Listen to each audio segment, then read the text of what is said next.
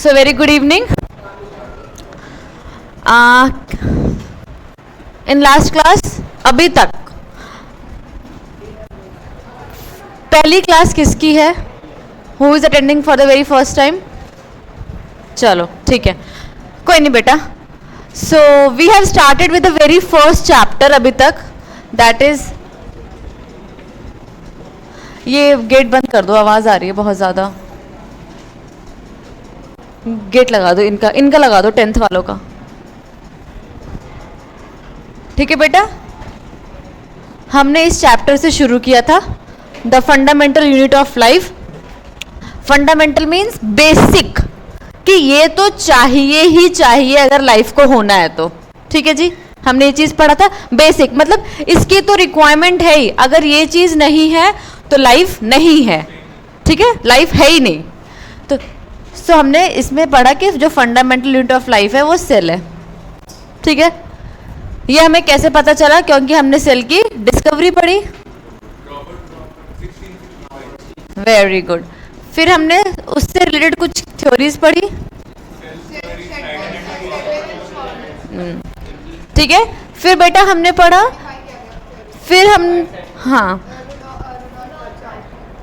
फिर हमने बेटा पढ़ा कि ये जो सेल है इसको हम नेकेड आई से नहीं देख सकते, तो इसको देखने के लिए हमें क्या चाहिए होगा? माइक्रोस्कोप. फिर हमने इसके पार्ट्स पढ़ लिए. ठीक है, फिर हमने क्या पढ़ा बेटा कि जब हमारे पास माइक्रोस्कोप आ गया तो हमें पता चला कि ये सेल दिखता कैसा है.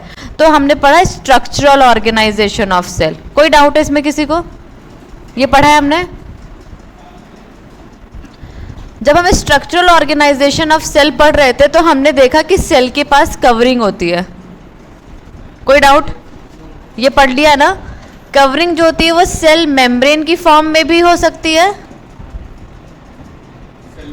वो सेल वॉल के फॉर्म में भी हो सकती है. सेल मेम्ब्रेन जो है बेटा वो चीज़ों को, बहुत सारे फंक्शन है. इसका एक फंक्शन है कि ये चीज़ को ट्रांसपोर्ट करती है.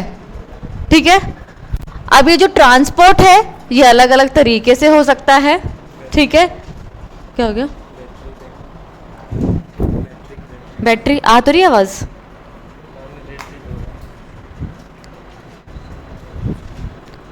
बुला रहा है.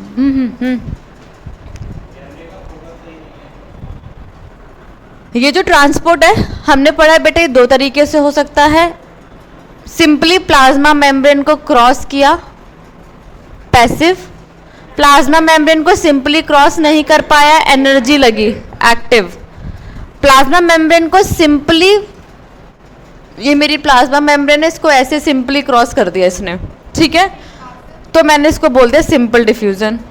ठीक है, प्लाज्मा मेम्ब्रेन को सिंपली नहीं क्रॉस कर पाया, प्लाज्मा मेम्ब्रेन के ऊपर जो प्रोटीन था उसने फैसिलिटेट किया, फैसिलिटेटेड डिफ्यूजन. फिर हमने पढ़ा कि जो बड़ी चीजें होती हैं उनका ट्रांसपोर्ट बल्क में होता है.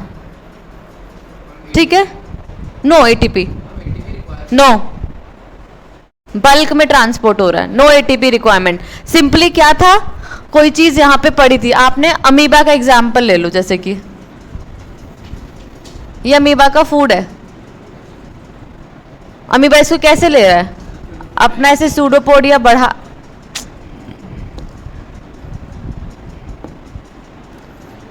अमीबा फूड को कैसे ले रहा है? यहाँ से सूडोपोडिया ऐसे ऐसे ऐसे ऐसे ऐसे. एटीपी लगा? नहीं, बस इसने क्या किया, इसको इन्वेजिनेट करके अंदर ले लिया. Bulk transport. बल्क ट्रांसपोर्ट में हमने पढ़ा है कि बेटा चीज़ें अंदर भी आ सकती हैं, एंडो, चीज़ें बाहर भी जा सकती हैं, एक्सो. Endocytosis, exocytosis. एंडोसाइटोसिस में भी बेटा हमने दो चीज़ें पढ़ी हैं. सेल जब सॉलिड पार्टिकल ले रहा है तो फैगोसाइटोसिस, जब सेल ड्रिंक कर रहा है तो पिनोसाइटोसिस. ठीक है जी, इतना पढ़ लिया है. ये तो पहला स्ट्रक्चरल कवरिंग था. दूसरा हमने पढ़ा कि इसके पास जेनेटिक मटेरियल होता है. आज की क्लास में हम इसको पढ़ेंगे. अगर हम आज के टारगेट की बात करें, so today we are going to talk about the genetic material and we are going to talk about endomembrane system. अब इसको समझने की कोशिश करो. Like we have brain, जो कि हमको कंट्रोल कर रहा है, हमारे फंक्शंस को कंट्रोल कर रहा है।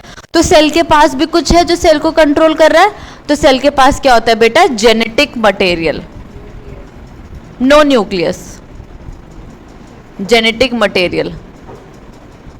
क्योंकि ऐसे भी तो सेल है ना जिसके पास न्यूक्लियस नहीं है, तो genetic material is the controlling one. Genetic material किस फॉर्म में प्रेजेंट है? In the form of DNA, ठीक है, in the form of DNA. DNA क्या है? Very good, deoxyribo nucleic acid, ठीक है। तो जितने भी ऑर्गेनिज्म है सब में DNA is the genetic material, ठीक है। ये जो वायरस है इसके पास डीएनए भी हो सकता है, आरएनए भी हो सकता है, ठीक है। There can be DNA virus, there can be RNA virus, ठीक है जी। हमारे पास जेनेटिक मटेरियल डीएनए की फॉर्म में है, इट डजंट मीन हमारे पास आरएनए नहीं है। RNA is there but control कौन कर रहा है? डीएनए कर रहा है, ठीक है जी। कोई डाउट? मतलब हमारे अंदर जो इंफॉर्मेशन प्रेजेंट है वो किस में प्रेजेंट है? In the form of DNA. जैसे सपोज ऐसा एज्यूम कर लो हमारे पास वेदास जो है वो संस्कृत में लिखे हैं, तो information is written in the Sanskrit, information is in the form of DNA, ठीक है। लेकिन हमें नहीं समझ में आ रही, तो हमने क्या किया? उसको हिंदी में कन्वर्ट किया। तो डीएनए क्या करता है? आरएनए में कन्वर्ट होता है, ठीक है। अब और इन्फॉर्मेशन को क्लियर करना है ताकि ज्यादा से ज्यादा लोगों को पता चल पाए, तो हम क्या करते हैं? उस हिंदी को इंग्लिश में कन्वर्ट कर देते हैं, बिकॉज इंग्लिश एक ऐसा लैंग्वेज है जो सबको आती है, राइट, ठीक है। मतलब इसको बेसिकली मॉडर्न लैंग्वेज भी बोला जाता है, ठीक है, कम्युनिकेटिव लैंग्वेज भी। कहीं भी जाओगे इंग्लिश में बात करोगे तो ये माना जाता है कि सामने वाले को भी समझ में आ रहा होगा, हिंदी जरूरी नहीं है कि समझ में आए। तो ये आरएनए किस में कन्वर्ट होता है? प्रोटीन में। तो इन्फॉर्मेशन को रीड करना ईजी हो जाता है। Is it clear to everybody? So DNA is the main one, ठीक है। DNA is the controlling centre, DNA के अंदर ही सारी इंफॉर्मेशन प्रेजेंट है। ये डीएनए हमने किससे लिया? ये डीएनए बेटा हम अपने लेते हैं पेरेंट्स से, ठीक है जी। तो how does a cell know what to do? Cell के पास जेनेटिक मटेरियल होता है in the form of DNA, ठीक है। अब जेनेटिक मटेरियल हम कहाँ से लेते हैं? जेनेटिक मटेरियल हम अपने पेरेंट्स से लेते हैं। तो मतलब बेसिकली हमको विरासत में मिला है। हमारे पेरेंट्स को उनके पेरेंट्स से मिला होगा, उनके पेरेंट्स को उनके पेरेंट्स से मिला होगा। So basically genetic material is the hereditary substance, हमको विरासत में अपने मम्मी पापा से मिलता आया। वेरिएशन क्यों है? क्योंकि हमारे पास जेनेटिक मटेरियल कुछ मम्मा से आया, कुछ पापा से आया, इसीलिए हम एग्जैक्टली फादर जैसे भी नहीं है, एग्जैक्टली मदर जैसे भी नहीं है। We are the combination of both, ठीक है जी। बेसिकली जेनेटिक मटेरियल कंट्रोल कर रहा है आप में और मेरे में डिफरेंस, ठीक है। We all are human but एक जैसे तो नहीं है, किसी की आइज अलग है, किसी की हेयर अलग है, हाइट अलग है, टेक्सचर अलग है, कॉम्प्लेक्शन अलग है। कौन रिस्पॉन्सिबल है? जेनेटिक मटेरियल, ठीक है।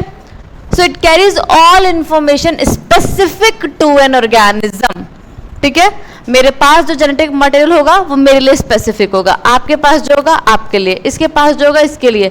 इवन जो ट्विंस होते हैं उनके पास भी वो स्पेसिफिक है, कुछ चेंजेस तो रहता ही है। इसमें किसी कोई डाउट? किसकी फॉर्म में? डीएनए की फॉर्म में। Talking about this DNA, what actually it is made up of? इधर इधर इधर एवरीबॉडी, ये आपको स्पाइरल सा स्ट्रक्चर दिख रहा है, सेम ऐसा दिख रहा है इधर से भी, तो एक डबल है, कुछ डबल सा स्पाइरल स्ट्रक्चर है, इसीलिए बोला जाता है कि डबल सा हेलिकल स्ट्रक्चर है। इसीलिए हमने बोला कि डीएनए का जो स्ट्रक्चर है वो कैसा है? डबल हेलिक्स, ठीक है। ये जो बैकबोन है, ये जो हेलिक्स की बैकबोन है, ये कौन बनाता है? The backbone is made up of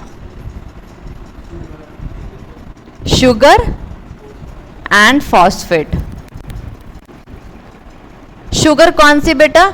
sugar आपकी डीऑक्सीराइबोज शुगर। जैसे ग्लूकोज एक शुगर है वैसे डीऑक्सीराइबोज भी एक शुगर है, ठीक है। इसीलिए इसका नाम डीऑक्सीराइबो न्यूक्लिक एसिड पड़ा है, डीऑक्सीराइबोज शुगर, ठीक है। तो ये जो बैकबोन है ये आपकी, ये जो बैकबोन है ये किसकी बनी है? शुगर फॉस्फेट की। इसके अंदर आपको ऐसे लेडर्स नजर आ रहे होंगे, ये सीढ़ियां। ये कौन, ये क्या है बेटा? The ladders are made up of nitrogenous base.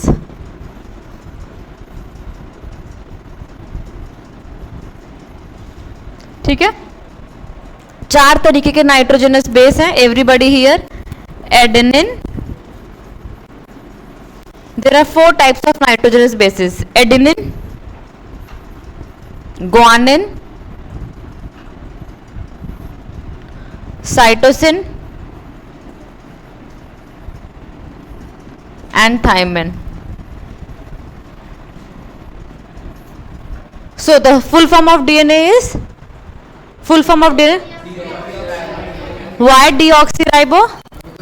Because of sugar. कौन सी शुगर है? डीएनए का जो बैकबोन होता है वो कौन बनाता है? Sugar and phosphate. Ladder, nitrogenous base कौन कौन से हैं? नाइट्रोजनस बेस कौन कौन से हैं? एडेनाइन। एवरीबॉडी, लिखना इंपॉर्टेंट नहीं है, समझना इंपॉर्टेंट है। You will get the PDF. Adenine, guanine, cytosine, thymine. Again, adenine, guanine, cytosine, thymine. Sugar कौन सी डीएनए के अंदर? डीऑक्सीराइबो शुगर, इसीलिए इसका नाम पड़ा है deoxyribo nucleic acid. Nucleic acid ये पूरा नाइट्रोजनस बेस वाले स्ट्रक्चर से बनता है। कोई डाउट है इसमें किसी को? सो बेटर इसका कॉम्पोजिशन चेक किया जाता है, वो पूरा एक मतलब केमिकल का ऑलरेडी सारे केमिकल है, तो किसी से रिएक्ट करेंगे किसी से रिएक्ट नहीं करेंगे, तो पूरा केमिकल रिएक्शन करके देखा जाता है। ऐसे नहीं डीएनए को आइसोलेट किया जाएगा फिर रिएक्ट किया जाएगा, it's a very long process. ठीक है, ये चीज क्लियर है? पक्का? चलो, अब ये जो जेनेटिक मटेरियल है कुछ सेल्स में it is present like this only. ठीक है, ऐसे ही प्रेजेंट है विदाउट एनी कवरिंग। ठीक है, बताया सर लास्ट क्लास में। जैसे कि सपोज मान लो ये एक रूम है, यहाँ पे मैंने किचन सेटअप कर लिया। ठीक है, ऐसे किचन सेटअप कर लिया, यहाँ पे गैस स्टोव रख दिया वगैरह वगैरह, तो मैं इसको रूम कहूंगी या किचन कहूंगी? क्या कहूंगी? ये पूरे रूम में मैंने बस स्टोव रख दिया, तो क्या ये रूम कहलाएगा या किचन कहलाएगा? रूम के अंदर एक छोटा सा पार्ट है। ठीक है, बट अगर मैंने क्या किया, यहां से यहां तक एक बाउंड्री बना दी, तो एक सेपरेट किचन हो गया। तो यही बात यहां पर भी है बेटा, जेनेटिक मटेरियल ऐसे ही प्रेजेंट है, it is just present in the cytoplasm, just present there. ठीक है, क्यों? क्योंकि सेल इतना कॉम्प्लेक्स नहीं था। यहां पे क्या हुआ, वो जेनेटिक मटेरियल को सराउंड करते हुए एक बाउंड्री बन गई, तो एक नया स्ट्रक्चर बन गया जिसको बोल दिया गया न्यूक्लियस। ठीक है जी, यहां पे genetic material was present as such, इसको हम बोलते हैं न्यूक्लियोइड। ठीक है जी,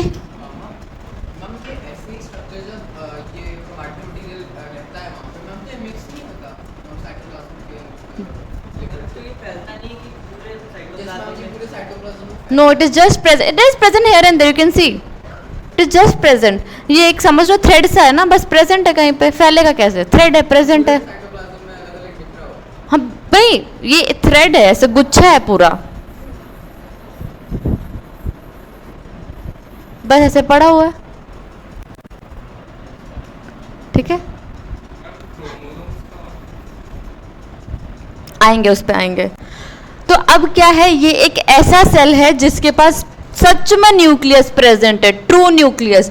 the cell is called as eukaryotic. Eu means true, karyotic is taken from word karyon which means nucleus. एक ऐसा सेल जिसके पास सच में न्यूक्लियस नहीं प्रेजेंट है, बट कुछ स्ट्रक्चर प्रेजेंट है जो कि प्रिमिटिव न्यूक्लियस हुआ होगा मे बी, तो इससे इसका नाम हो गया प्रो। प्रो मतलब primitive, karyotic is again taken for the word nucleus, primitive nucleus. तो जितने भी अपने बैक्टीरिया है ना बेटा, they come under this category of prokaryotic. Bacteria के अलावा चाहे वो एल्गी है, चाहे वो फंजाई है, चाहे वो हम है, चाहे वो प्लांट्स हैं, वो सब के सब यूकारियोटिक है। Only bacteria are prokaryotic. Virus कौन सी कैटेगरी में आएगा? हाँ, वायरस कौन सी कैटेगरी में आएगा? हाँ, वायरस सेल का ही नहीं बना है, तो न्यूक्लियस की बात कैसे होगी, या फिर जेनेटिक मटेरियल की बात हम यहाँ पे उसके बारे में करेंगे नहीं, क्योंकि हम सेल के बारे में बात कर रहे हैं। कोई डाउट? पक्का? Now talk. अब हम क्या पढ़ने जा रहे हैं बेटा? अब हम पढ़ने जा रहे हैं इस स्ट्रक्चर को डिटेल में। ये जो स्ट्रक्चर आपको दिख रहा है ना, इसको हम डिटेल में पढ़ने वाले हैं। क्या है इस स्ट्रक्चर का नाम? Nucleus.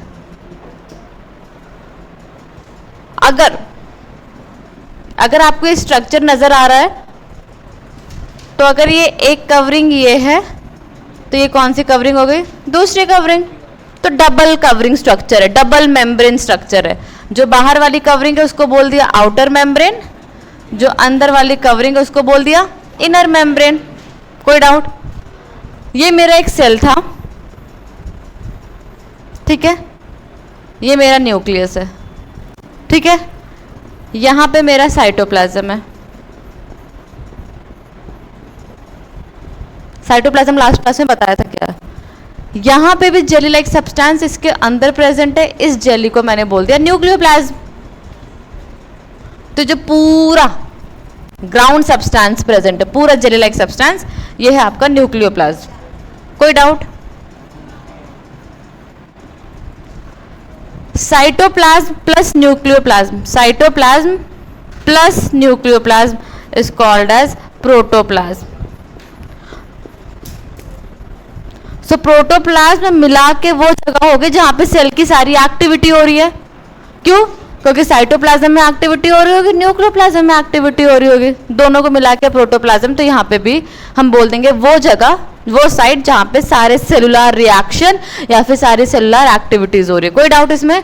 The term protoplasm was given by परकिंजे।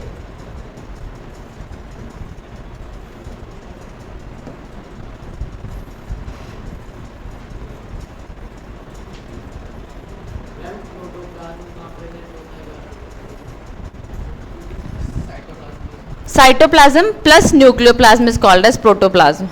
कोई डाउट है इसमें? अब ये जो प्रोटोप्लाज्म है, सॉरी, ये जो न्यूक्लियोप्लाज्म है बेटा, आपको उसमें दिख रहा होगा कि ये एक थ्रेड सा प्रेजेंट है, दिख रहा है? ये थ्रेड क्या है? ये थ्रेड है आपका डीएनए। बट ये डीएनए सेल में ऐसे फिट नहीं हो सकता, तो इस डीएनए को क्या किया? इसके साथ कुछ प्रोटीन को बाइंड कर दिया गया, ठीक है, सेल के अंदर एकोमोडेट करने के लिए। जैसे कि मान लो मेरे पास ये वायर है, ये मैं अपने पॉकेट में ऐसे नहीं रखूंगी, कैसे रखूंगी? फोल्ड करके, सिंपली। इसी तरीके से सेल ने क्या किया? प्रोटीन लिया, प्रोटीन के ऊपर डीएनए को कॉइल किया, ठीक है, और फिट कर दिया न्यूक्लियस के अंदर। तो अब मैं इस थ्रेड को, ये थ्रेड बस डीएनए की नहीं बनी बेटा, ये थ्रेड डीएनए प्लस प्रोटीन की बनी है। प्रोटीन का नाम है हिस्टोन प्रोटीन, ठीक है। तो अब इसको मैं डीएनए तो कह नहीं सकती, तो मैं इस थ्रेड को बोलूंगी क्रोमैटिन। क्रोमैटिन मतलब जब आप डीएनए को, जब आप न्यूक्लियस को देखना चाहोगे ना, तो ये वाला जो थ्रेड है वो कलर ले सकता है, कलर्ड दिखता है, स्टेन ले लेता है ये, ठीक है, कलर दिखता है। तो क्रोमैटिन मतलब ही कलर, क्रोमैटिन, क्रोमा मतलब कलर, तो यहां से वर्ड आया क्रोमैटिन। तो ये क्रोमैटिन फाइबर है, किसके बने हैं? डीएनए प्लस एक प्रोटीन, कौन सा प्रोटीन? Histone protein. कोई डाउट? पक्का? अब ये जो एक राउंड सा स्ट्रक्चर इसके अंदर दिख रहा है ना, ये आपने 8th में भी पढ़ा है, वेरी गुड। इस राउंड से स्ट्रक्चर की कोई बाउंड्री नहीं होती है, ये याद रखना, not surrounded by any membrane. इसको हम कहते हैं बेटा न्यूक्लियोलस। अब इस न्यूक्लियोलस का काम क्या है? ये एक तरीके का आरएनए बनाता है जिसका नाम है आरआरएनए। अभी क्या होता है अभी पढ़ेंगे, ठीक है जी। क्या हो गया? अब आपको यहाँ पे गैप दिख रहा है? ये गैप क्यों है? कि अगर यहाँ पे कुछ गैप होगा तो चीज प्रोटोप्लाज्म से साइटोप्लाज्म में चली जाएगी, साइटोप्लाज्म से न्यूक्लियोप्लाज्म में, न्यूक्लियोप्लाज्म से साइटोप्लाज्म में, इसीलिए पोर दिया हुआ है। इसको हम कहते हैं न्यूक्लियोपोर या फिर न्यूक्लियर पोर, कुछ भी चलेगा। कोई डाउट है? Nucleus was first discovered by Robert Brown. Year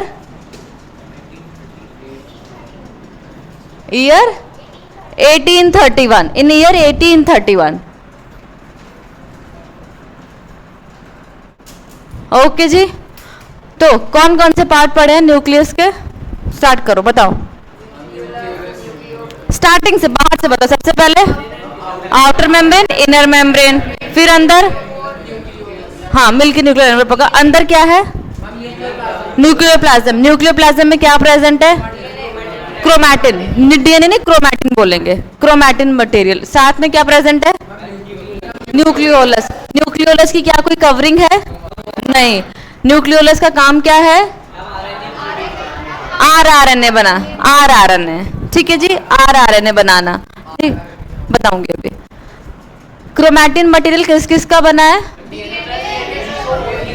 histone protein क्या कर रहा है? बेसिकली उसको पैकेज करने में, उसको एकोमोडेट करने में हेल्प कर रहा है। हाँ हाँ, फिट करने में, एग्जैक्टली। क्या न्यूक्लियर पोर है? न्यूक्लियर पोर का काम क्या है?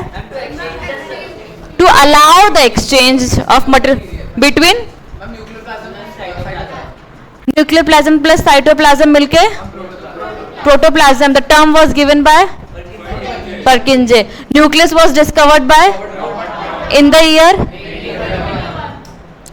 अब बात आती है कि पढ़ा क्या? ये पढ़ा न्यूक्लियस एक डबल मेम्ब्रेन स्ट्रक्चर है। आउटर मेम्ब्रेन, इनर मेम्ब्रेन मिलके बना दिया न्यूक्लियर का एनवलप। फिर बेटा आता है outer membrane is in continuous with ER. यहाँ पे स्टार बना लो, इसको समझेंगे, ठीक है। Next allow, next point, nuclear pore allow exchange with cytoplasm. Nucleolus एक डेंस मास है इनसाइड न्यूक्लियस, जिसका काम क्या है? RRNA synthesis, ribosomal RNA synthesis. हाँ, न्यूक्लियोप्लाज्म क्या है? एक ग्राउंड सब्सटेंस या फिर एक जेली लाइक सब्सटेंस जिसके अंदर अपना क्रोमैटिन मटेरियल प्रेजेंट है। अब यहाँ पे एक बात आती है, it contains nucleotides, nucleosides, DNA, protein, enzyme. अभी सब क्या है इस तरह समझो। हमने बोला था कि जो डीएनए है वो किसका बना है? डीएनए किसका बना है? डीएनए किसका बना है? बैकबोन, उसके कंपोनेंट शुगर और 3 चीज है ना, नाइट्रोजनस बेस, ठीक है बेटा। तो न्यूक्लियोटाइड क्या है? समझो एक बॉक्स है जिसके अंदर शुगर भी है, फॉस्फेट भी है, नाइट्रोजनस बेस भी। ये एक बॉक्स है, इधर इधर इधर। सिमिलरली दूसरा बॉक्स है, सिमिलरली तीसरा बॉक्स है। तो जो ये एक बॉक्स है, इस बॉक्स को मैं कह देती हूँ न्यूक्लियोटाइड। ये वाला बॉक्स भी न्यूक्लियोटाइड है, ये वाला बॉक्स भी न्यूक्लियोटाइड है, ऐसे और है, ऐसे और है। So the chain of nucleotides is DNA.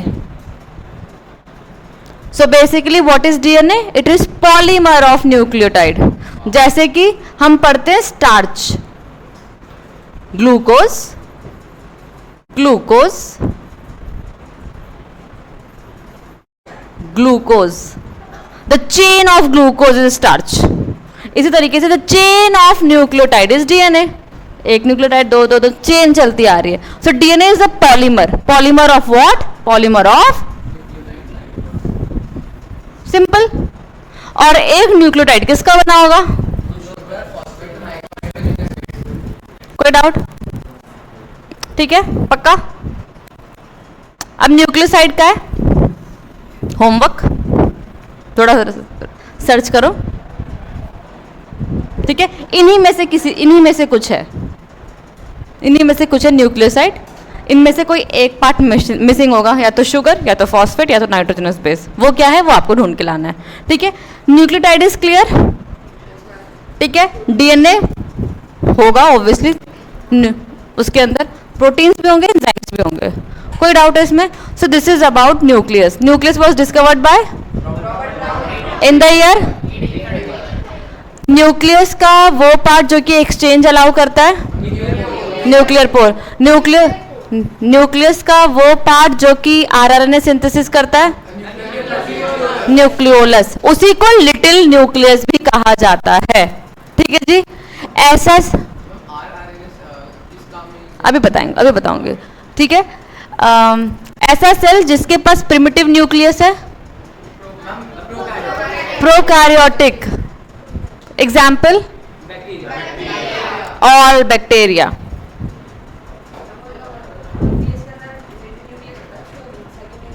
Nucleolus, ठीक है। क्रोमैटिन मटेरियल, क्रोमैटिन मतलब the one which can take colour, chromatin. अभी तो बताया था क्रोमैटिन। अब बात आती है इसकी, क्रोमोसोम पूछा था किसी ने कि मैम क्रोमोसोम क्या होता है, ठीक है। अब इधर ये बेटा क्रोमैटिन है, क्रोमैटिन एक थ्रेड है, ठीक है, डीएनए और हिस्टोन का। ये डीएनए है, ये आपका हिस्टोन प्रोटीन है। आपको दिख रहा होगा डीएनए, इसके ऊपर कॉइल है, डीएनए कॉइल है, डीएनए कॉइल है। ये कॉइलिंग बढ़ती जाती है, थिक होके ये फाइबर बनता है। कोई डाउट है इसमें? अब chromosome is nothing, it is just the condense form of chromatin. मान लेती हूँ मेरे पास ये तार थे, मैंने इसको बोल दिया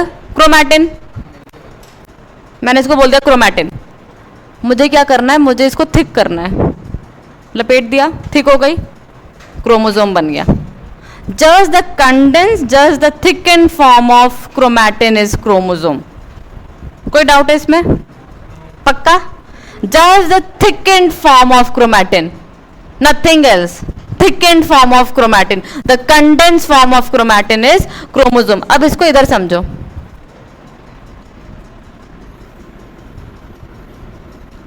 ये भी एक क्रोमोसोम है,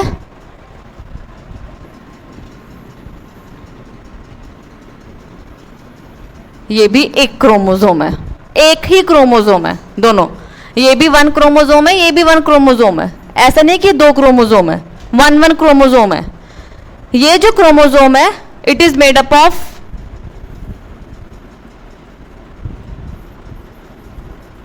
वन क्रोमैटिड,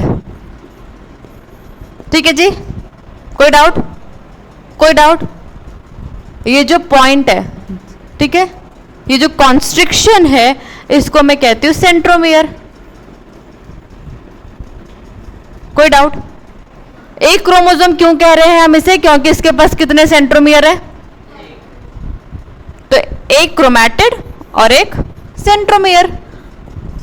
अब एक सेल को डिवाइड करना है, ठीक है। तो मानती हूं कि मुझे बंटवारा करना है एक घर का। तो एक फ्लोर था, या तो मैं हाफ ऐसे बंटवारा कर दूं, ठीक है, या तो क्या करूं, एक और फ्लोर ऊपर बना दूं। एक भाई को दे दिया, एक दूसरे भाई को दे दिया, हो गया बंटवारा, simple. This is what happens in cell. Cell ने क्या किया, ये सेल था, ये उसका जेनेटिक मटेरियल था इन द फॉर्म ऑफ क्रोमैटिन, ठीक है। तो सेल ने कहा कि भाई अब सेल को डिवाइड करना है, सेल डिवीजन करना है।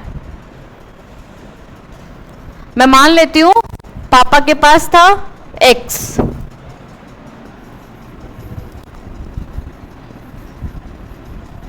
ठीक है, मान लेती हूं पापा के पास एक फ्लोर की बिल्डिंग थी। तो बंटवारा ऐसा होना चाहिए कि उन्होंने कहा कि हमारे पास भी एक फ्लोर ही आना चाहिए, आधे आधे से काम नहीं चलेगा। तो क्या किया पापा ने कहा अब तो कोई और ऑप्शन है ही नहीं, मुझे क्या करना पड़ेगा, 2 फ्लोर बनवाना पड़ेगा। एक फ्लोर तू ले ले, एक फ्लोर तू ले ले, काम खत्म, sorted. This is what happens, ठीक है। क्या होता है, इसके पास X नंबर ऑफ क्रोमोसोम था, the parent cell contains X number of chromosome, इसने बोला मेरे पास भी एक्स चाहिए, मुझे भी एक्स चाहिए, हाफ हाफ नहीं चाहिए, तो पेरेंट को क्या करना होगा, इसको इस एक्स को कन्वर्ट करना होगा 2x में।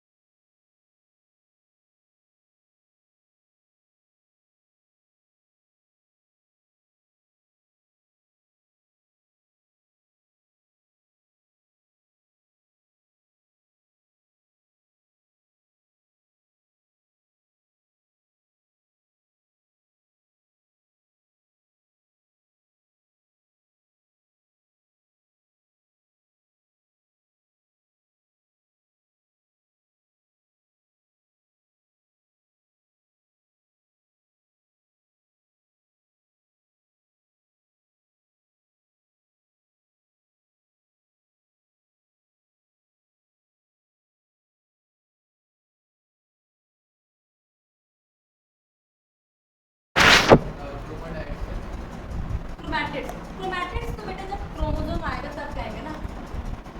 Basically the arm of chromosome is chromatid. Chromatid the thread इधर आगे, इधर इधर एक सेकंड इधर आ जा, ये तेरा एक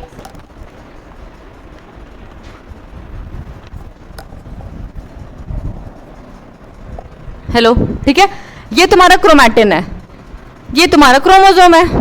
मैं मान लेती हूँ कि ये डुप्लीकेशन के बाद का क्रोमैटिन है, नंबर ऑफ क्रोमैटिन डबल है, तो क्रोमोसोम ये रहा, ये इसकी एक आर्म हो गई, ये इसकी एक आर्म हो गई, तो this is a chromosome with 2 arms means 2 chromatids. The arm of chromosome is chromatid. Am I clear to everybody? पक्का? तो ये था क्रोमोसोम और क्रोमैटिन का और क्रोमैटिड का फंडा।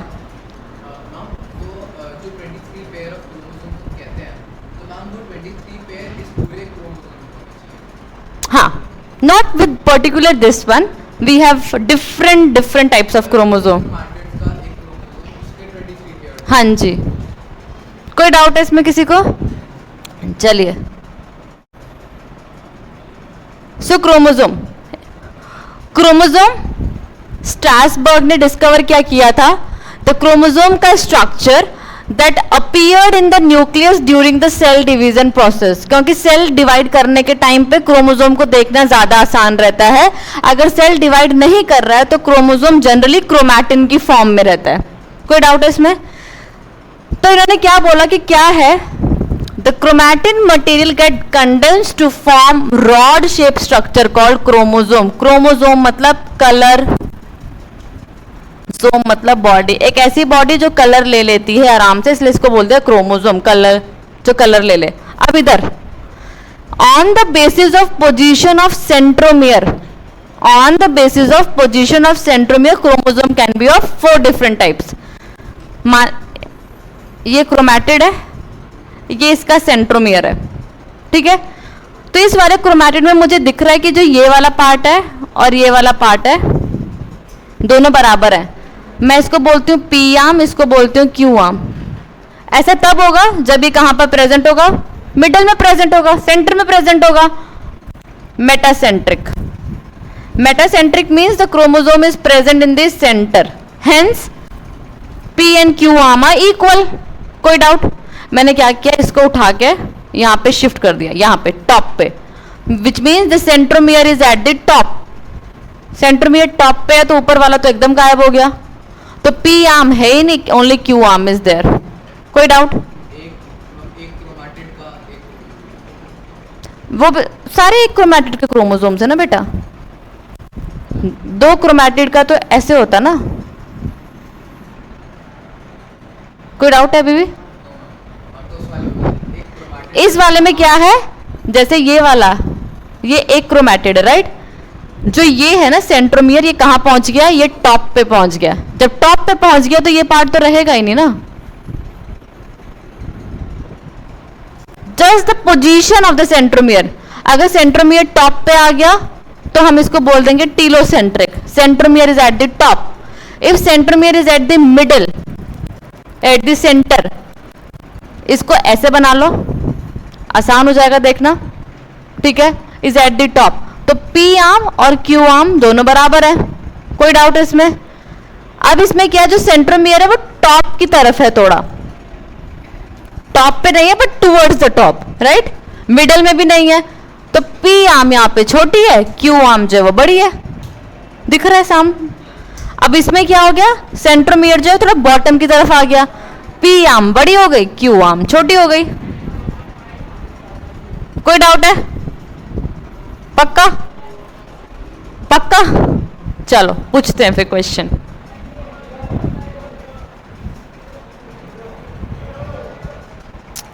चलो आप बताओ बेटा, what kind of chromosome it is? What kind of chromosome it is?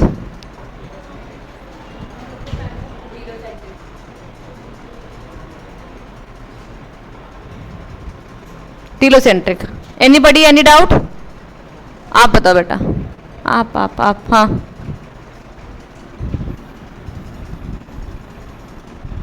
Ouch ouch, ठीक है कोई बात नहीं। ये कैसा है?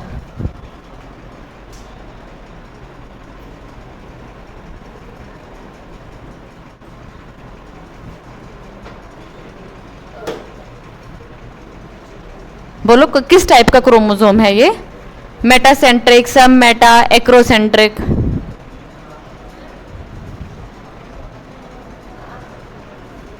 बेटा आप बैठ जाओ बैठ जाओ बैठ जाओ, सिटिंग ऑन द लास्ट।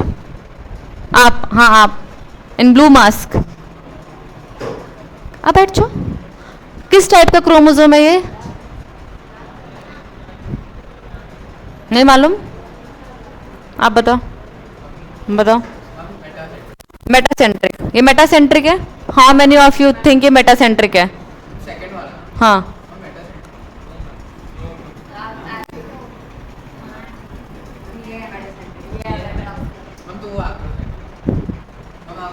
नहीं तो आर्म देखो ना, द साइज ऑफ आर्म।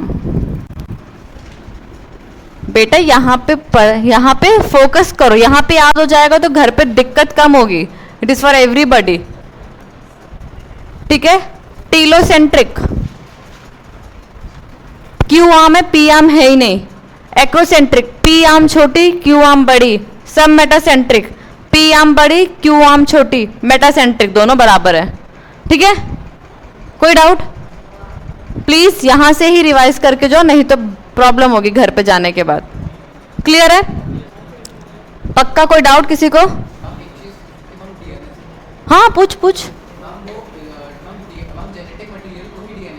हाँ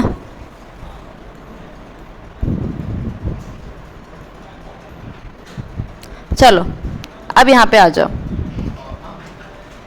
हाँ पूछ पूछ। आपने कहा कि डीएनए को और सिंपलीफाइड फॉर्म में करते हैं, इसलिए आरएनए होता है ताकि इजी हो। सिंपलीफाइड फॉर्म में नहीं, वो बेसिकली इंफॉर्मेशन को रीड कर पाए।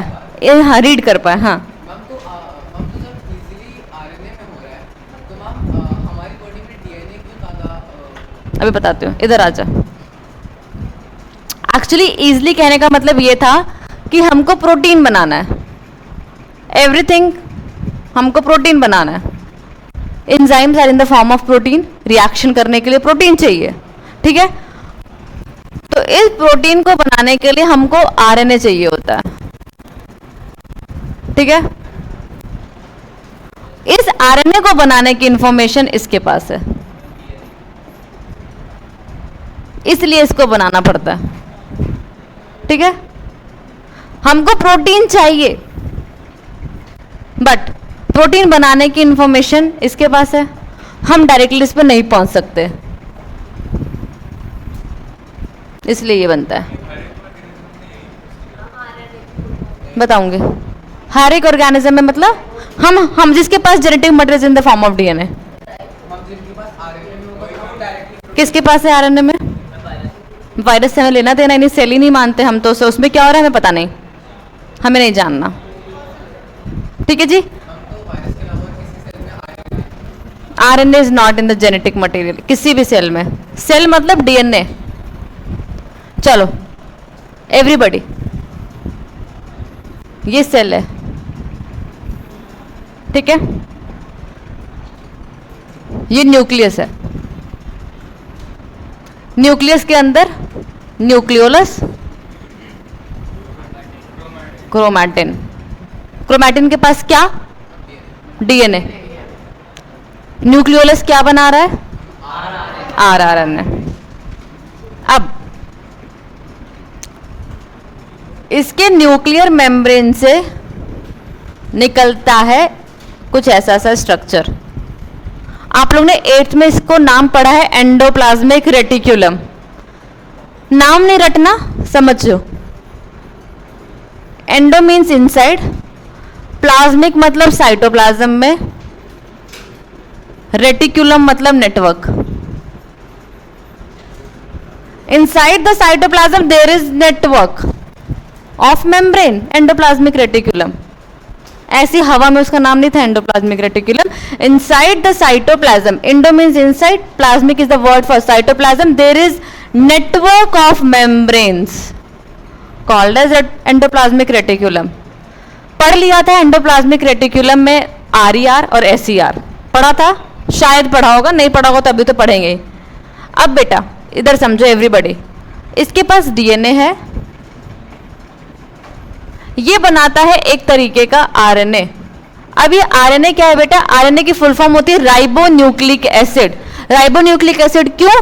क्योंकि इसके पास होता है राइबोज शुगर, ठीक है, इसके पास डीऑक्सीराइबोज, इसके पास ribose sugar, hence ribonucleic acid.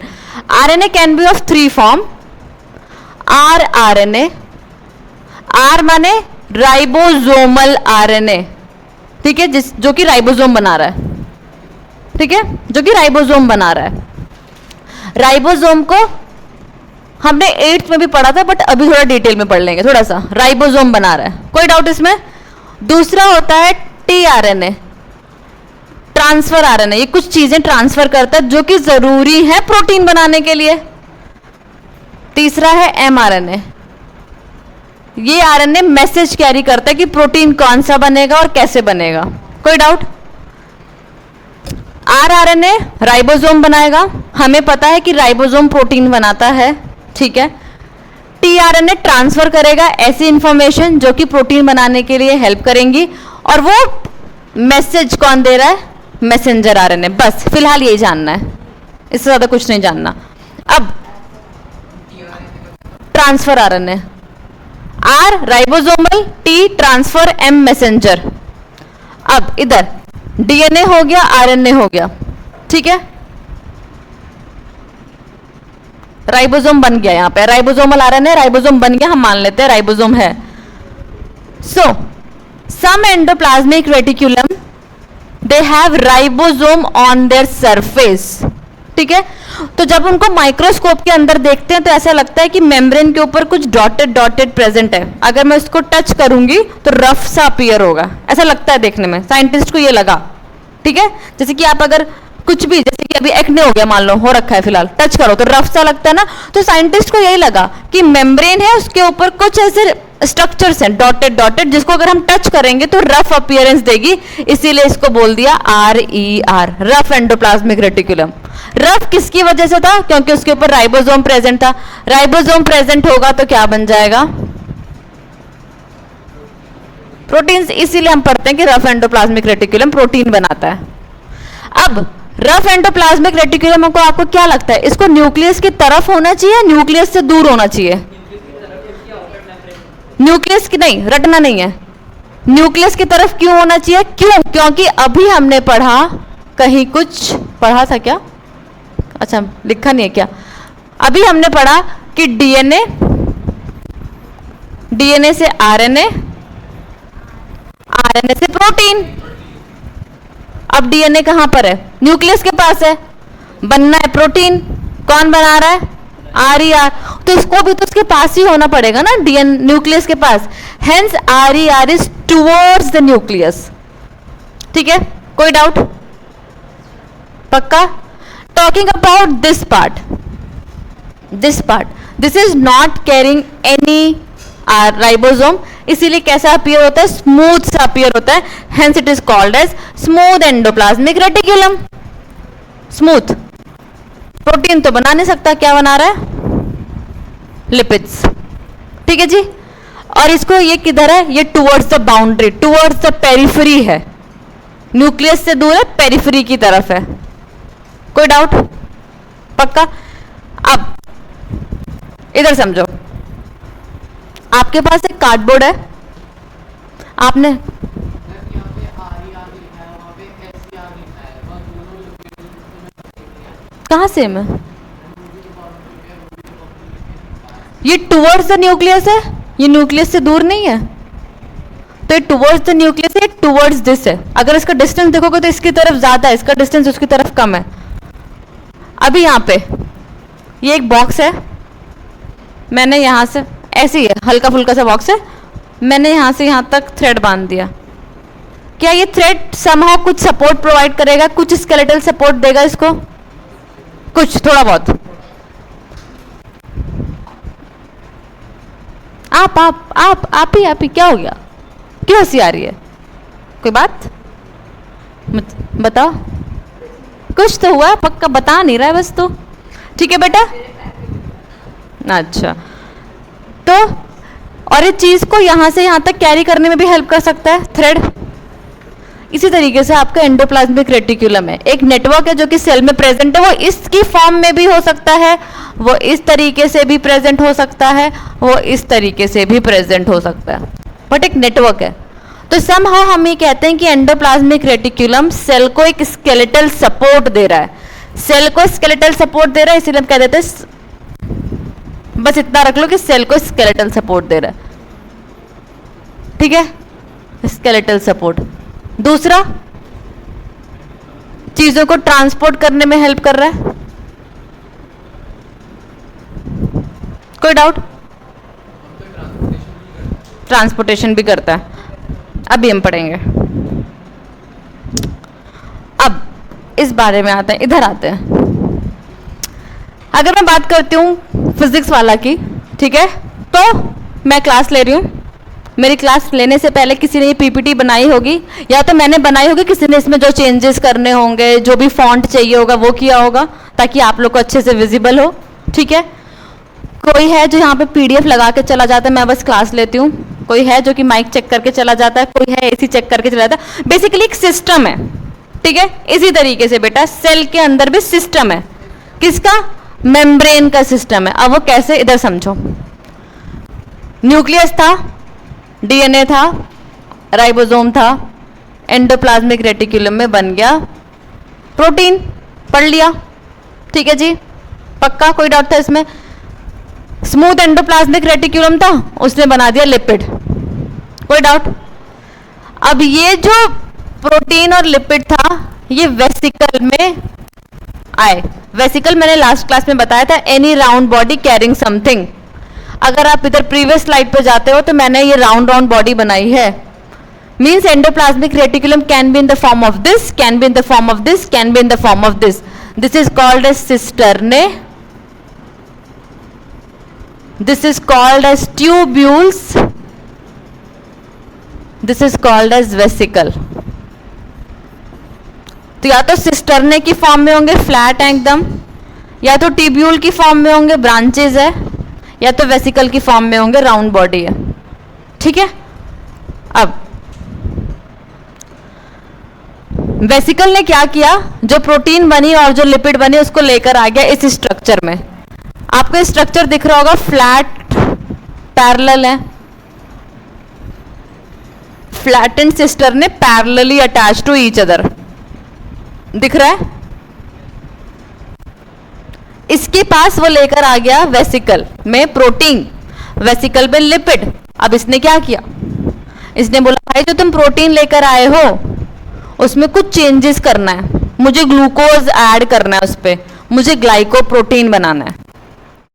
लेकर आया लिपिड, इसने कहा भाई ये जो लिपिड है इसको प्लाज्मा मेम्ब्रेन का पार्ट बनना है तो ये बस लिपिड की फॉर्म में नहीं रह सकता, इसको फॉस्फोलिपिड बनना पड़ेगा। चलो मैं फॉस्फेट अटैच कर देता हूं, ठीक है। तो इसने क्या किया, बेसिकली जो भी प्रोटीन और लिपिड एंडोप्लाज्मिक रेटिकुलम से आ रहा था, ठीक है, उसको मॉडिफाई किया। मॉडिफिकेशन पहला का, ये जो स्ट्रक्चर है, ये जो स्ट्रक्चर है इसको हम बोलते हैं गोल्जी बॉडी या फिर गोल्जी कॉम्प्लेक्स या फिर गोल्जी अपैरेटस। एनी प्रॉब्लम बेटा, पिट्टी होगी, ठीक है। तो ये प्रोटीन लेके आया चाहे लिपिड लेकर आया, उसको इसने मॉडिफाई किया, ठीक है, मॉडिफिकेशन कर दिया। इसने बोला मुझे इसको भेजना है जहां वो काम कर रहे हैं, तो भेजने के लिए प्रॉपर पैक, व्हाट हैपन बेटा,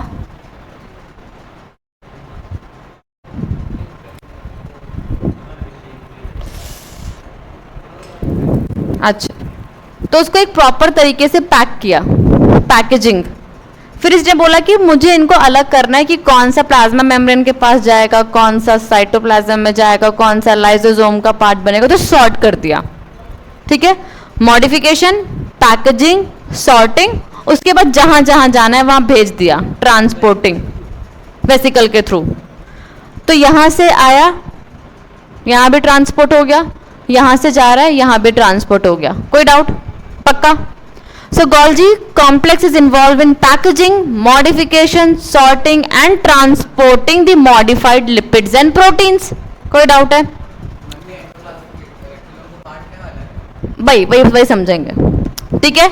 अभी इधर, अभी क्या हुआ कि एक वेसिकल था, ठीक है, जिसके पास प्रोटीन, जो कि प्रोटीन कैरी करके आया। ये प्रोटीन ऐसे थे जिनको हम एंजाइम बोल सकते हैं। Enzyme are basically proteins, enzymes protein के ही बने होते हैं, ठीक है। तो ये ऐसे एंजाइम्स कैरी करते हैं जो चीज़ों को डाइजेस्ट करती है, डाइजेस्टिव एंजाइम चीज़ों को ब्रेक डाउन कर सकती है। तो ये वेसिकल को मैं नॉर्मल सिंपली वेसिकल नहीं बोल सकती, इसको मैं बोलूंगी एक ऐसी बॉडी है जो कि चीज़ों को लाइसिस करती है, लाइसोसोम बन गया। कोई डाउट?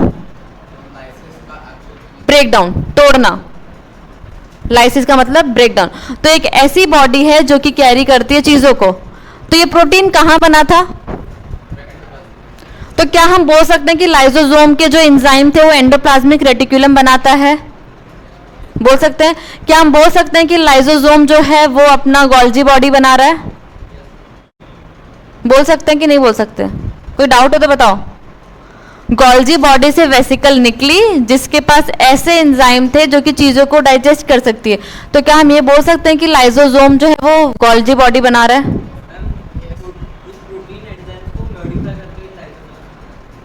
लाइसोसोम्स तो वही बना रहा है ना, लेकिन वो प्रोटीन किसने बनाया है?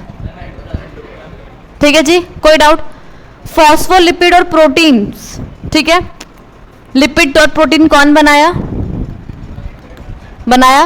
वो फॉस्फोलिपिड और प्रोटीन मेम्ब्रेन के पास चले गए। प्लाज्मा मेम्ब्रेन कहीं से टूट रही थी, उसने लिपिड बनाया, इसने मॉडिफाई कर दिया, ठीक है, वो प्लाज्मा मेम्ब्रेन के पास आ गए, प्लाज्मा मेम्ब्रेन को दोबारा से जनरेट कर दिया। मेम्ब्रेन बायोजेनेसिस कौन इन्वॉल्व हुआ?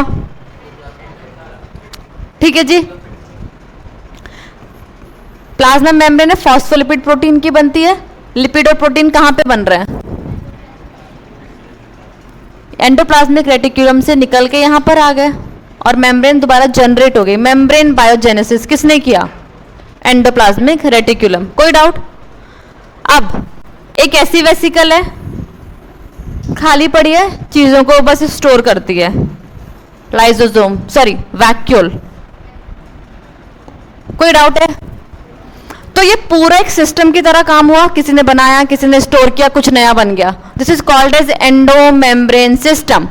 इस एंडोमेम्ब्रेन सिस्टम के पार्ट्स कौन कौन से हैं हम देखेंगे। So basically what is endomembrane system? Network of membranous organelles.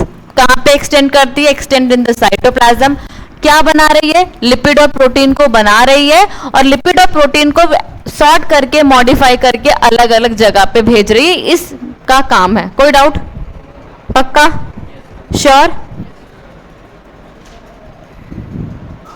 हाँ जी। एंडोप्लाज्मिक रेटिकुलम का जो डायग्राम बनाया था आपको वो दिखाया था आपको लेबलिंग में नीचे ये रहा। एक मिनट दिखा रहे हो, यहाँ पे लिखा है सब, लेबलिंग चाहिए ना, वही दिखा रहे हो। तो बेटा ये आपका एंडोप्लाज्मिक रेटिकुलम था, जिसके ऊपर ribosome attach, rough endoplasmic reticulum, जिसके ऊपर राइबोसोम नहीं अटैच, स्मूथ एंडोप्लाज्मिक रेटिकुलम। एक बार देख लो एंडोप्लाज्मिक रेटिकुलम के बारे में हमने क्या क्या पढ़ा है, ठीक है।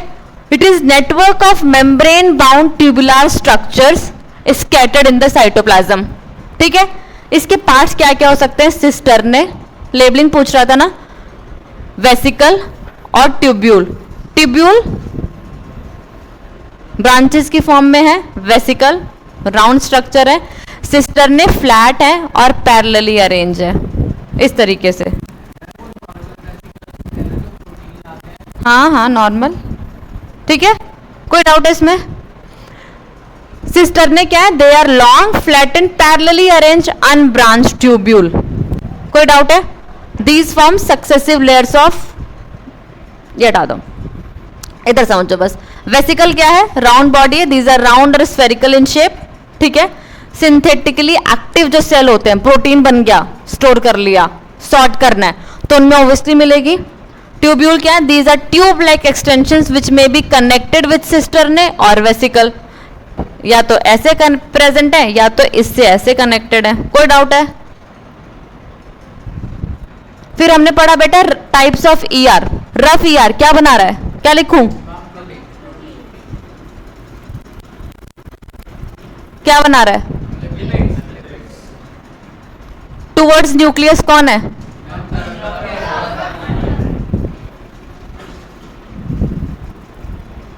टुवर्ड्स पेरिफेरी कौन है?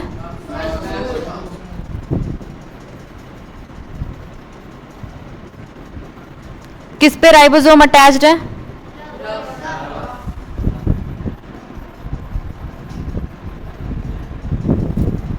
ठीक है जी, अभी बताऊंगी, वो हम नेक्स्ट क्लास में करेंगे राइबोसोम, इसको बस आज खत्म करें। Protein synthesis,